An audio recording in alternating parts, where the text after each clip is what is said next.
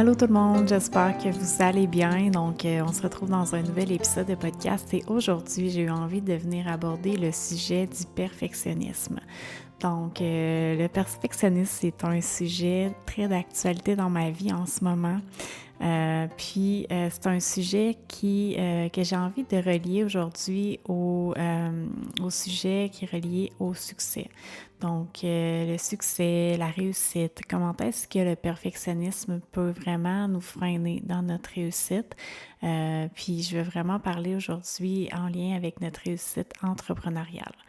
Donc, euh, Pourquoi le perfectionnisme, en fait, refait surface dans ma vie dernièrement, c'est que comme vous l'avez peut-être vu si vous me suivez sur Instagram, mon année 2023 a été une année plutôt introspective et une année quand même que je décrirais comme assez chaotique.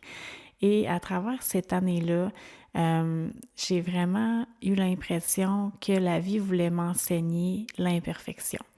Puis j'ai vraiment eu l'impression qu'à travers tout ce chaos-là, j'ai vraiment appris à justement voir la beauté dans l'imperfection et dans le chaos, puis voir à quel point du chaos peut émerger vraiment de belles choses finalement.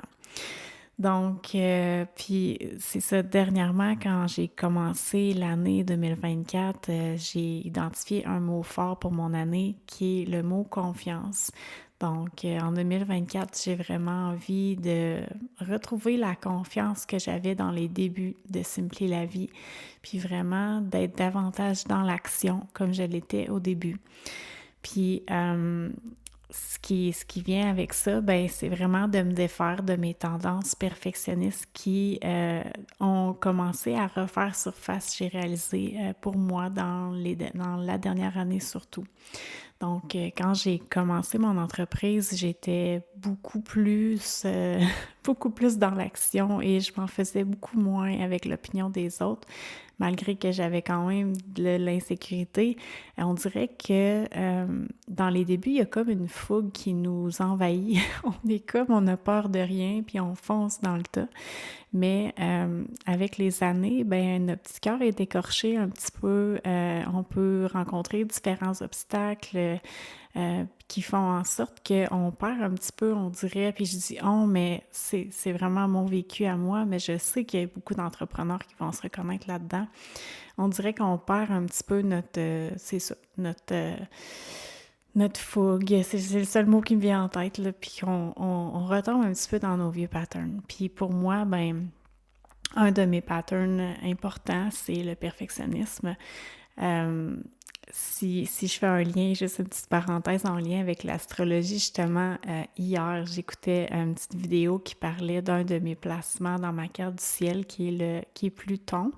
La planète Pluton est placée dans la 6e maison, qui est la maison reliée à la Vierge.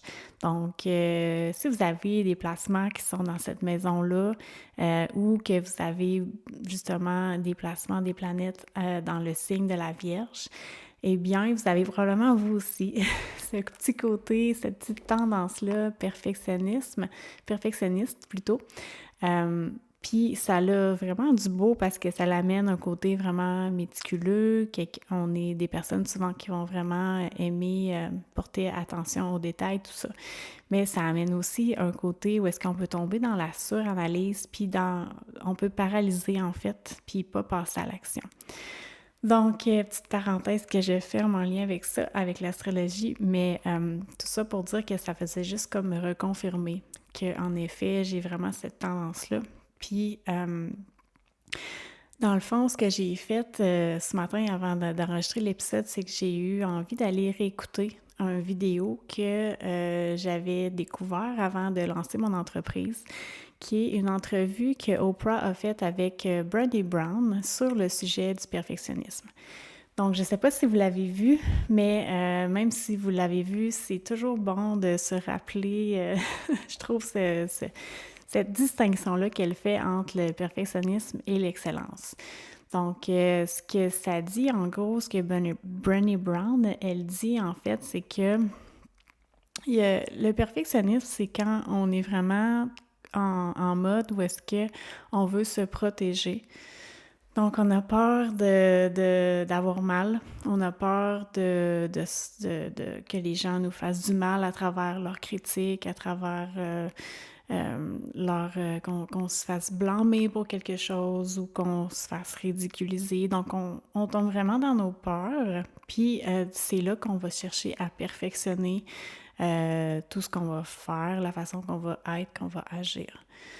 Donc, bien souvent, c'est des peurs inconscientes, mais l'envers de ça, c'est plutôt de chercher à viser l'excellence. Puis l'excellence, c'est vraiment où est-ce que, dans ce moment, quand on est dans l'excellence, puis qu'on vise l'excellence, on est plutôt à la recherche de créer du contenu, par exemple, ou créer quelque chose dans l'optique où est-ce que on va être fier de nous.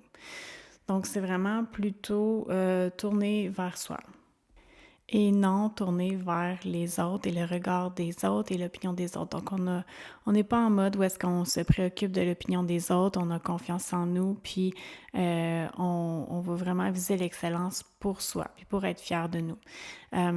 Puis ce qu'elle disait qui est intéressant aussi avec le perfectionnisme, c'est que quand on est dans le perfectionnisme, ben ce qui arrive, c'est que on sera pas vu, donc on va pas être visible.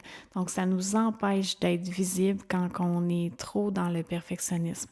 Ça nous empêche que les gens nous voient pour qui on est vraiment, puis pour ce qu'on a vraiment à offrir.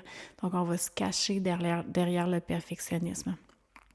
Puis, pour ma part, j'ai réalisé que en début d'année, j'avais envie d'être davantage dans l'action. Puis, c'était entre autres par rapport à ma présence en ligne. Donc, j'avais envie de créer davantage de contenu et de justement laisser de côté le perfectionnisme puis de créer pour le plaisir que ça m'apporte de créer à moi, puis le bien que ça me fait à moi en premier lieu, de servir le monde, de faire du bien à travers tout ce que je partage à travers l'écriture, à travers les podcasts.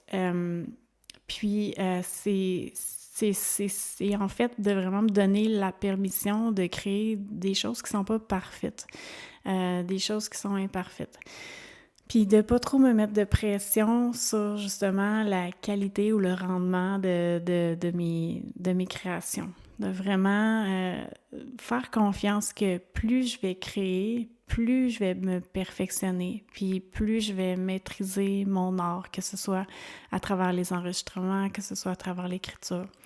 Donc, puis par rapport à ça, je voulais vous partager quelque chose que j'ai lu dans un livre dernièrement, où est-ce que l'auteur disait que bien souvent, quand on va créer comme ça du contenu, par exemple en ligne, ou créer nos services, ou peu importe, ce qu'on va créer souvent, à nos yeux, à nous, ça va être comme correct, ça sera tu sais, ça va être correct, mais ce nous, on va juger comme étant correct, bien souvent, ça va être comme super, ça va être wow pour quelqu'un d'autre, puis ça peut changer la vie de quelqu'un d'autre.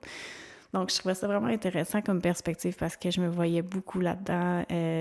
J'ai tendance à vouloir tout le temps créer des choses qui sont comme parfaites, mais c'est quoi la perfection de toute façon? Mais je veux dire, des choses qui sont vraiment comme wow, mais quand finalement, ça peut être juste, c'est vraiment correct, puis ça va être wow pour quelqu'un d'autre.